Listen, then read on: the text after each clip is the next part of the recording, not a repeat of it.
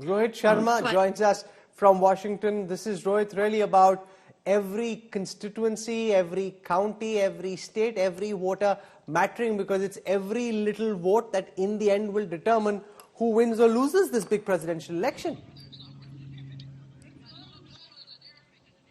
Absolutely, Raul. I mean, we talk about polls and we also talked about how close this election is. People are comparing this to the election in the 60s when Kennedy was fighting elections. And look, everybody in America is basically watching what happens tonight. Will America go back to Donald Trump? Will they go back to Kamala? Will they choose Kamala Harris? But importantly, these swing states and these small counties in these swing states will determine who gets to the White House. I mean, you're talking about counties, or you're talking about areas around Pittsburgh. You're talking about areas around Philadelphia, Allentown.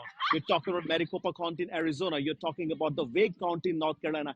These counties hold the key on who goes to the White House. And by the looks of it, it's very close. You talked about the numbers about, how there's a separation between women and men voters who are voting in stark comparison to what they have in the past.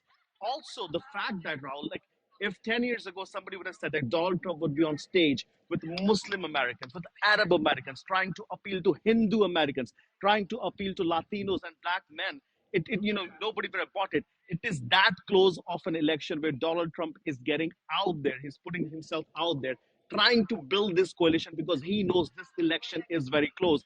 And Kamala Harris, on the other hand, she's definitely lost some lead among the voters, Latino voters and men voters and all that. But she is hoping, and her campaign, when I spoke to them this morning, said they're hoping that women will come out and vote in all those counties that I talked about. The young women, the people who've registered in those colleges, young women in those colleges in some state like North Carolina, they're actually banking that those women will come out and vote for Kamala Harris so she can win this election. We might not know. We could even get to a 269 scenario if the poll is that close. But as of right now, I think America is very excited to take part in this all-consequential election. Let me not hold you back. We'll come back to you for more later. Thank you very much, Rohit Sharma, for joining us from Washington, D.C.